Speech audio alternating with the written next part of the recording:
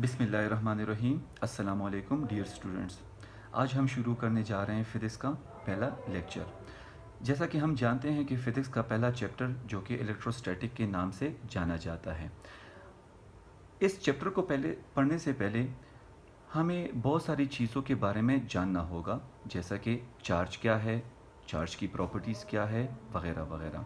ये हम अगले लेक्चर में इंशाल्लाह सीखेंगे। आज हम ये सीखेंगे कि हमारे पास इलेक्ट्रोस्टैटिक की डिफिनीशन क्या है और ये हमारे पास फिज़िक्स में कौन कौन से फिनोमिनास को जनरेट करता है। तो शुरू करते हैं। इलेक्ट्रोस्टैटिक हमारे पास फिज़िक्स का वो ब्रांच है जिसमें हम स्टडी करते हैं इलेक्ट्रिक चार्जेस को एट रेस्ट कंडीशन में। यानी हमारे पास चार्ज जब रेस्ट में होता है तो वो कौन कौन से फिनोमिनाज और प्रॉपर्टीज़ को जनरेट करता है, उनकी स्टडी को हम इलेक्ट्रोस्टैटिक कहते हैं।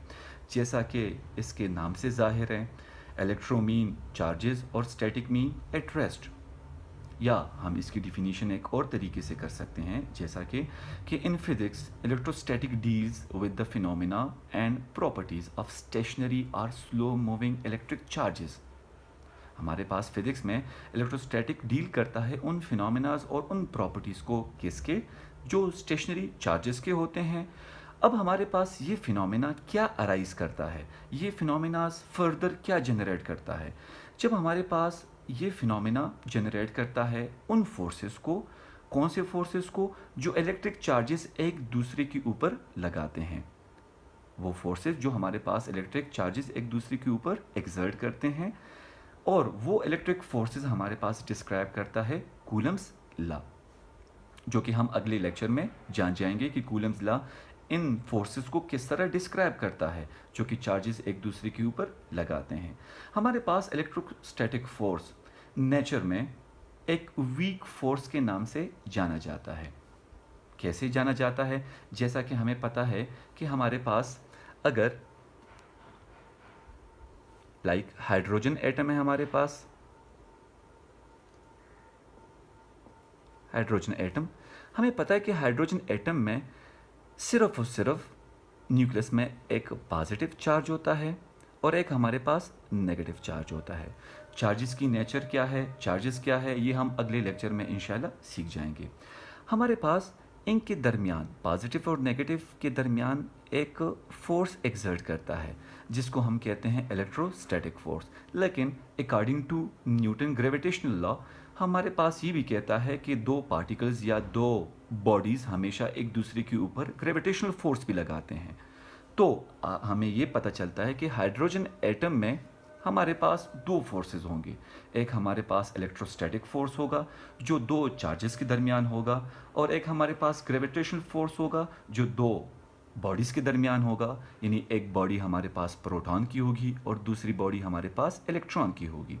इसी तरह जैसे मैंने पहले कहा कि इलेक्ट्रोस्टैटिक फोर्स हमारे पास नेचर में एक वीक फोर्स के नाम से जाना जाता है। ये हम अगले लेक्चर्स में जान जाएंगे कि हमारे पास नेचर में कौन कौन सी फोर्सेस हैं और उन फोर्सेस की हमारे पास एक ताकत कितनी है और वो नेचर में कहाँ कहाँ पे एग्जिस्ट करते हैं। तो हमारे पास बच्चों 4 किस्म के फोर्सेस नेचर में पाए जाते हैं। ये हम अगले लेक्चर में जान जाएंगे। यानी हमारे पास इलेक्ट्रोस्टैटिक फोर्स एक वीक फोर्स है नेचर में, लेकिन फिर भी वीक फोर्स के बजाय हमारे पास ये तकरीबन 36 ऑर्डर ऑफ मैग्नीट्यूड स्ट्रॉन्गर होता है ग्रेविटेशनल फोर्स से। यानी अगर हम हाइड्रोजन एटम को देखें तो हाइड्रोजन एटम में अगर हाइड्रोजन एटम एग्जिस्ट करता है, अगर उसके इलेक्ट्रॉन और प्रोटॉन एक दूसरे के साथ कंबाइन होकर एक हाइड्रोजन एटम बनाते हैं, तो वहाँ पे हमारे पास ग्रेविटेशनल फोर्स जो होगा वो हमारे पास कम से कम होगा, लेकिन हमारे पास वहाँ पे इलेक्ट्रोस्टैटिक फोर्स क्या होगा, स्ट्रांग होगा।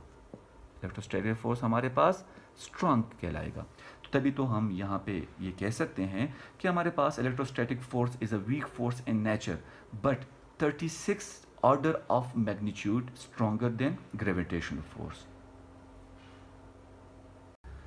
अच्छा बच्चों, इस चैप्टर में यानी इलेक्ट्रोस्टैटिक चैप्टर में जो सेकेंड ईयर का पहला चैप्टर है, इसमें हम दो बुनियादी प्रोसेसेस पढ़ेंगे इलेक्ट्रोस्टैटिक के, जो कि हमारे पास एक प्रोसेस होगा Coulomb's law for the forces between the stationary charges, यानी स्टेशनरी चार्जेस के दरमियान जो फोर्सेस एक्सर्ट होंगे उनके लिए कूलम्स लॉ क्या कहता है वो पढ़ेंगे।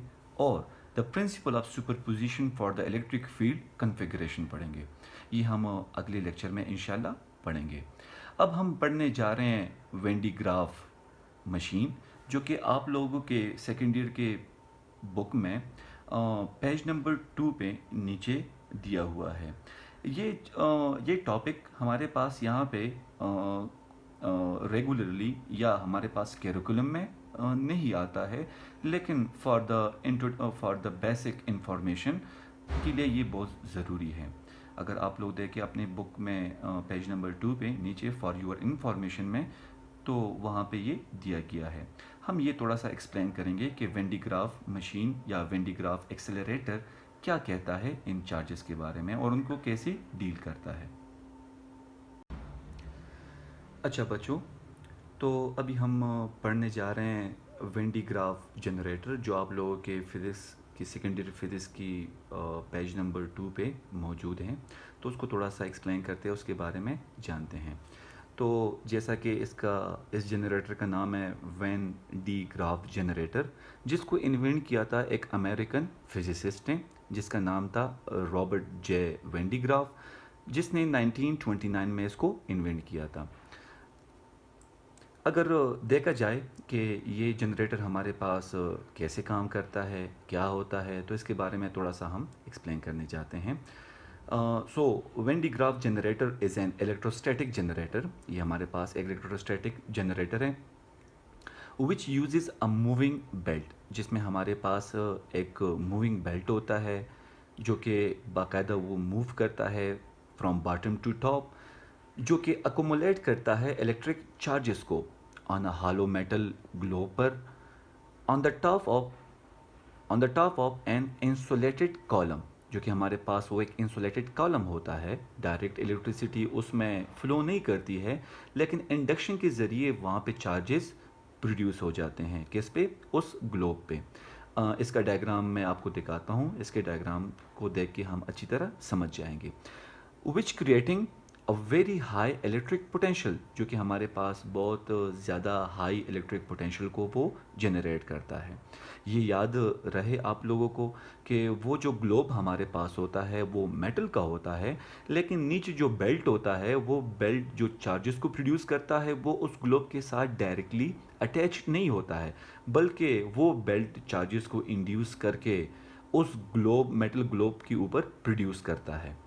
हमारे पास अमूमन इसके डिफरेंट रेंजेस होते हैं। ये कई एक वोल्ट से लेके कई एक मेगा वोल्ट्स तक हमारे पास इलेक्ट्रिक पोटेंशियल्स को जनरेट करता है। अब इसका देखते हैं कि इसका डायग्राम कैसा है और ये काम कैसे करता है, इसका कंस्ट्रक्शन क्या है। आइए देखिए। अच्छा बच्चों, जैसा कि आपको नज़र आ रहा है इस डायग्राम में, ये हमारे पास वेन डी ग्राफ एक्सेलरेटर है। इस वेन डी ग्राफ जनरेटर या एक्सेलरेटर को मैंने पॉइंट्स की सूरत में यहाँ पे इसके डिफरेंट पार्ट्स को लिखा हुआ है कि हमारे पास कौन सा पार्ट क्या क्या काम करता है। जैसा कि आपको ये हालो स्फेरिकल कंडक्टर नज़र आ रहा है, जिसके ऊपर पॉजिटिव चार्जेस है, जिसको मैंने एक नंबर का पॉइंट दिया हुआ है। यहाँ पे अगर हम देखें तो एक नंबर पॉइंट डिनोट करता है हमारे पास हालो मेटल स्फेयर को। इस तरह हमारे पास 2 नंबर डिनोट करता है अपर इलेक्ट्रोड को, यानी ये हमारे पास अपर इलेक्ट्रोड है। अगर देखा जाए तो ये अपर इलेक्ट्रोड हमारे पास यहाँ पे डायरेक्टली कनेक्ट या अटैच्ड नहीं है। किसके साथ? इस 3 नंबर रोलर के साथ, जिसको हम अपर रोलर कहते हैं। इस तरह 3rd नंबर हमारे पास आ जाएगा, अपर रोलर आ जाएगा। इस रोलर के साथ बेल्ट कनेक्ट होता है और ये बेल्ट हमारे पास नीचे आके लोअर रोलर के साथ कनेक्ट होता है। इससे अगर हम 4 नंबर को देखें तो ये बेल्ट जो हमारे पास अपर और लोअर रोलर के साथ कनेक्ट है, इसके साइड को डिनोट करता है। इसकी कौन सी साइड को? जिस पे हमारे पास पॉजिटिव चार्जेस आते हैं, यानी इसके आउटर साइड को डिनोट करता है, बेल्ट के आउटर साइड को, जिस पे पॉजिटिव चार्जेस आएंगे। इस तरह 5 नंबर डिनोट करता है हमारे पास अपोजिट साइड को, यानी इसी बेल्ट का जो अपोजिट साइड होगा वो हमारे पास इनर साइड आ जाएगा, जिस पे नेगेटिव चार्जेस आपको यहाँ पे नज़र आ रहे हैं। इसी तरह जो 6 नंबर होगा वो डिनोट कर रहे हैं हमारे पास लोअर रोलर को। और इसी तरह जो लोअर रोलर है वो हमारे पास अटैच नहीं है, लेकिन यहाँ पे इंडक्शन कर रहा है किसके साथ, इस इलेक्ट्रोड के साथ, जिसको हम 7 नंबर में नाम देते हैं लोअर इलेक्ट्रोड का। तो 7 नंबर डिनोट करते हैं हमारे पास लोअर इलेक्ट्रोड को। इसी तरह अगर देखा जाए तो हमारे पास 8 नंबर पॉइंट डिनोट करता है स्फेरिकल डिवाइस को। ये एक ऐसा डिवाइस है जो बिल्कुल इससे डिफरेंट होगा, ना इसका मतलब इसकी कनेक्टिविटी सिर्फ और सिर्फ हमारे पास होगी लोअर इलेक्ट्रोड के साथ वेन डी ग्राफ की मशीन के। अब इस पे लोअर इलेक्ट्रोड पे जो नेगेटिव चार्जेस है वो हमारे पास इस 8 नंबर डिवाइस पर भी अपेयर हो जाएंगे। तो अब हमारे पास यहाँ पे वेन डी ग्राफ जनरेटर पे पॉजिटिव चार्जेस आ रहे हैं और इस डिवाइस पे हमारे पास नेगेटिव चार्जेस आ रहे हैं। तो जब इन डिवाइस को हम करीब करेंगे वेन डी ग्राफ के इस ग्लोब के साथ, तो हमारे पास पॉजिटिव और नेगेटिव चार्जेस क्या कर जाएंगे, डिस्चार्जिंग कर जाएंगे। जो हमें ऑलरेडी पता है कि पॉजिटिव और नेगेटिव चार्जेस मिलके डिस्चार्ज करते हैं और यहाँ पे हमें स्पार्क नज़र आ जाएगा। तो यहाँ पे 9 नंबर डिनोट करता है किसको, स्पार्क को। तो बच्चों वेन डी ग्राफ हमारे पास एक बहुत पहले दौर का, एक बहुत पहले एजेस का ये हमारे पास एक जनरेटर था जिसको बनाया गया था इस पर्पज़ के लिए जिसमें हम सब एटॉमिक पार्टिकल्स को स्टडी करें। यानी सब एटॉमिक पार्टिकल्स में हमारे पास आ जाएगा इलेक्ट्रॉन। इन इलेक्ट्रॉन की प्रॉपर्टीज़ क्या है, वो इलेक्ट्रॉन काम कैसे करता है। तो बच्चों यहाँ पे हमने इस डिवाइस को प्रोवाइड किया होता है डीसी इलेक्ट्रिसिटी। ये डीसी इलेक्ट्रिसिटी हमारे पास यहाँ पे इस बेल्ट पे, ये बेल्ट हमारे पास एक डिफरेंट मटेरियल से बना होगा और ये रोलर हमारे पास डिफरेंट मटेरियल से बने होंगे। लेकिन याद रखें कि हमारे पास जो ग्लोब होगा, ये ग्लोब हमारे पास मेटल का होगा। किसका होगा, मेटल का। लेकिन ये ग्लोब हमारे पास इस रोलर के साथ या इस बेल्ट के साथ डायरेक्टली अटैच नहीं होता है, बल्कि इसमें गैप होता है, क्योंकि यहाँ पे हमारे पास जो चार्जेस अपेयर होते हैं वो इंडक्शन की सूरत में अपेयर होते हैं। अब यहाँ पे अगर देखा जाए तो ये बेल्ट हमारे पास इस अपर और लोअर रोलर के दरमियान मूव करता रहता है। इसके आउटर साइड पे पॉजिटिव चार्जेस अपेयर होते हैं और इसके इनर साइड पे नेगेटिव चार्जेस अपेयर होते हैं।